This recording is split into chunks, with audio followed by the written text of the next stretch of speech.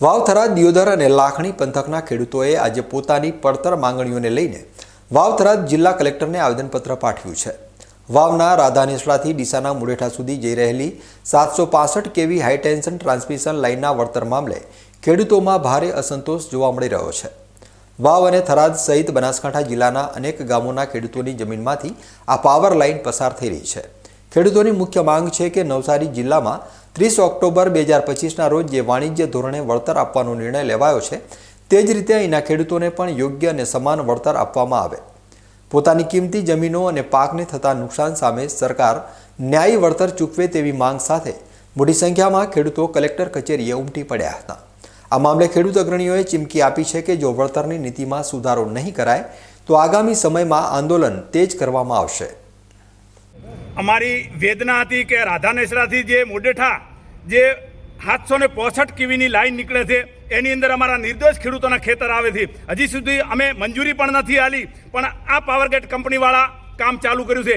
એના અનુસંધાને અત્યારે વાવ કલેક્ટર સાહેબશ્રીને અમે આવેદનપત્ર આપેલું છે કે તાત્કાલિક આ કામ બંધ કરે અને જેવી રીતે નવસારીના ખેડૂતોને વાણિજ્યના ખેડૂતોને ચૂકવણો કર્યો હોય એના અનુસંધાને તમે જાહેરાત કરો, એના પછી જ ત્યાં કામ ચાલુ કરે એવું અમે આવેદનપત્ર આપીએ છીએ। સાથે સાથે સરકારને પણ કહેવા માગીએ છીએ કે અમારી માગણી જો સ્વીકારવામાં નહીં આવે તો ટૂંક સમયની અંદર રાધાનેસડાથી જે મુડેઠા સુધીના તમામ ખેડૂતો સાથે મળી અને આ ઉગ્ર આંદોલન થશે અને આની જવાબદારી સરકારશ્રીની રહેશે, કારણ કે અમારી વેદના છે, અમારી માગણી છે, અમારા ખેડૂતોના હકની લડાઈ છે। જય જવાન જય કિસાન। અહીંયા વાવથરા જિલ્લાના કલેક્ટર સાહેબને આવેદનપત્ર આપવામાં આવ્યા હતા।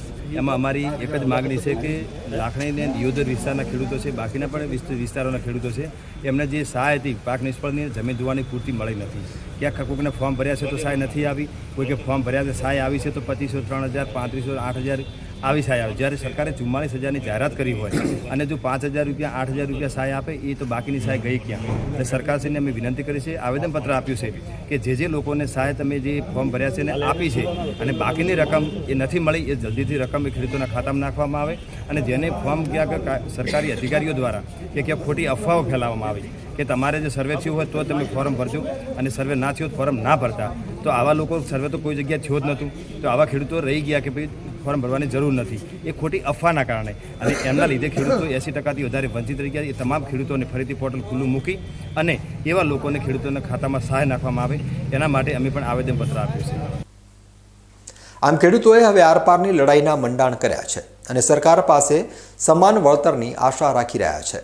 ખેતી પ્રધાન એવા વિસ્તારમાં હાઈ ટેન્શન લાઇનથી જમીનની કિંમત અને ખેતીના ઉત્પાદન ઉપર થતી અસરને ધ્યાને રાખીને તંત્ર કેવો વચગાળાનો રસ્તો કાઢે છે તેના ઉપર સૌની નજર ટકેલી છે।